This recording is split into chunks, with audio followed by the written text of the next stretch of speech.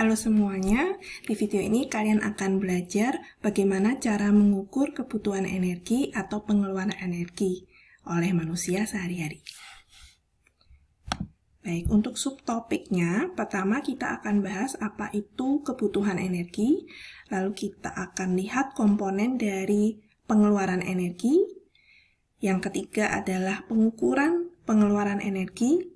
Yang keempat, bagaimana memperkirakan kebutuhan energi sehari. Dan yang terakhir adalah bagaimana menghitung energi yang ada di dalam makanan. Kebutuhan energi itu adalah energi yang diperlukan oleh manusia untuk tumbuh dan berkembang. Nah, kebutuhan energi ini sangat dipengaruhi oleh usia seseorang, gender atau jenis kelamin, berat badan, tinggi badan, serta tingkat aktivitas fisik sehari-hari. Berat badan seseorang itu sangat menggambarkan kecukupan atau jumlah energi yang diasup. Tapi kita tidak bisa memperkirakan zat atau makronutrien dan mikronutrien yang diasup seseorang. Nah, sekarang kalau misalnya saya tanya ke kalian, ada dua orang. Orang pertama memiliki massa lemak tubuh yang lebih tinggi, sedangkan orang kedua memiliki massa otot yang lebih tinggi. Orang manakah yang kebutuhan energinya lebih besar?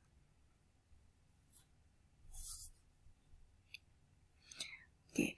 Pertanyaan kedua, kalau misalnya ada dua tipe orang juga, yang satu obesitas, yang satu normal. Nah, kebutuhan energi itu lebih besar yang mana?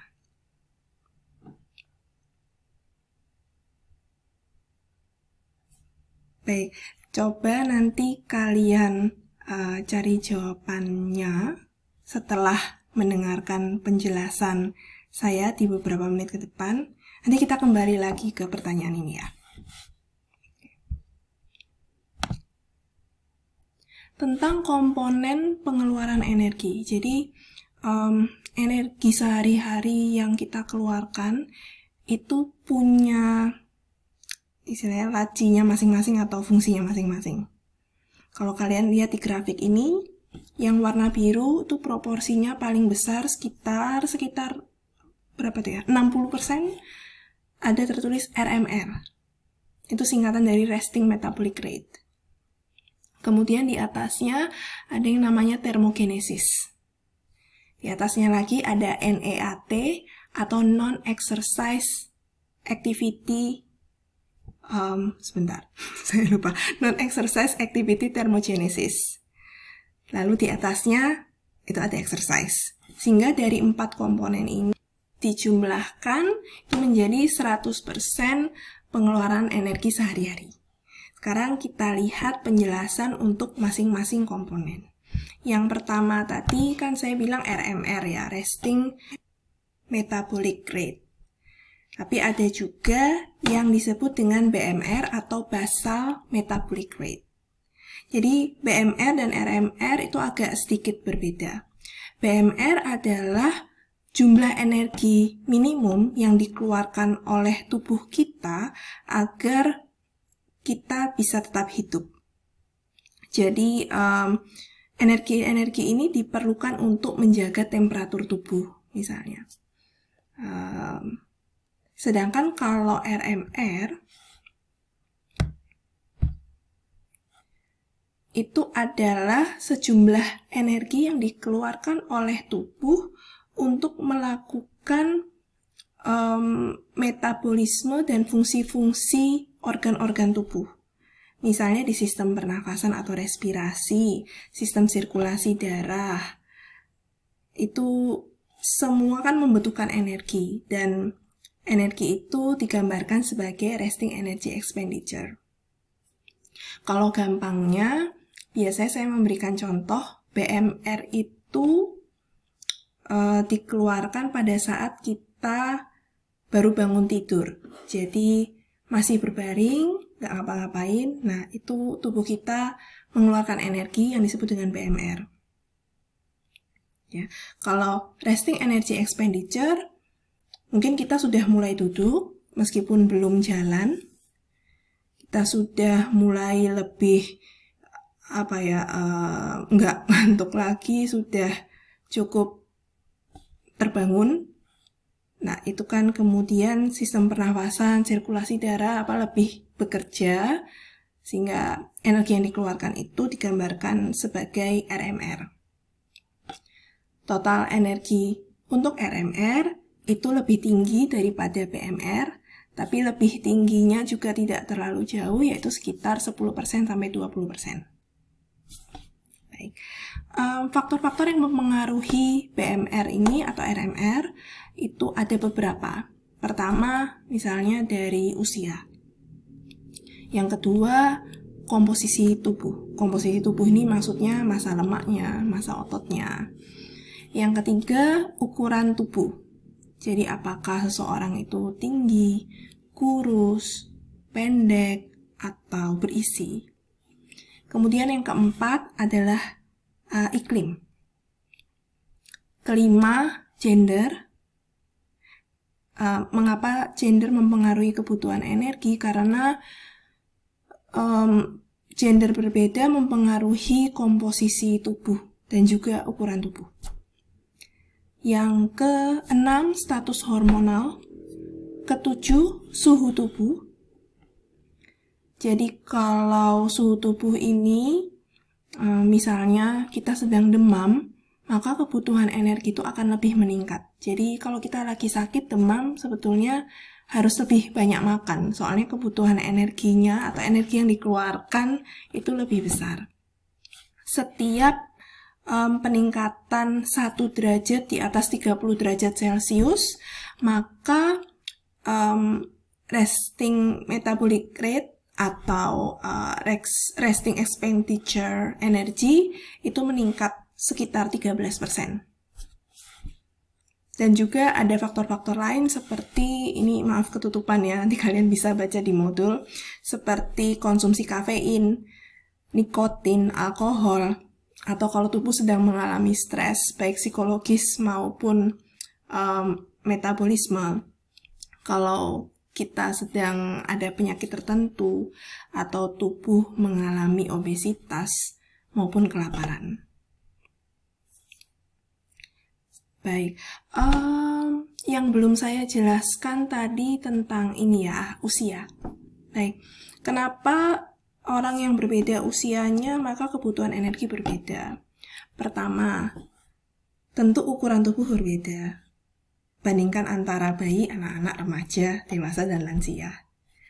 Nah, kebutuhan energi bayi pasti lebih sedikit daripada orang dewasa karena ukuran tubuhnya, berat badan, tinggi badan atau panjang badannya itu lebih kecil daripada orang dewasa.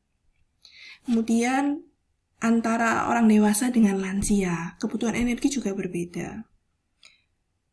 Dengan berat badan yang sama, tinggi badan yang sama, lansia biasanya akan membutuhkan energi yang lebih sedikit. Mengapa? Karena secara natural komposisi tubuh lansia itu memiliki lebih banyak massa lemak.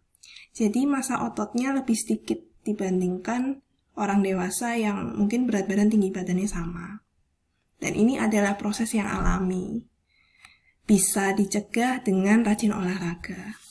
Pada saat massa otot ini berkurang, maka sel-sel yang